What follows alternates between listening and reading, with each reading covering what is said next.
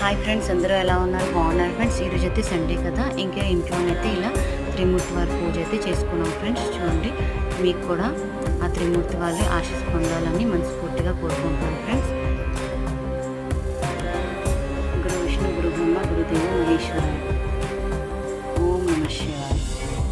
Hi friends, అందరూ ఎలా ఉన్నారు? బాగున్నారు ఫ్రెండ్స్. నేనైతే చాలా బాగున్నాను ఫ్రెండ్స్. ఈరోజు అయితే సండే, కార్తీక మాసం కదా ఫ్రెండ్స్. ఇంకా ఇలాగైతే ఇంట్లోని మనం త్రిమూర్తి వారి పూజ అయితే చేసుకున్నాం ఫ్రెండ్స్.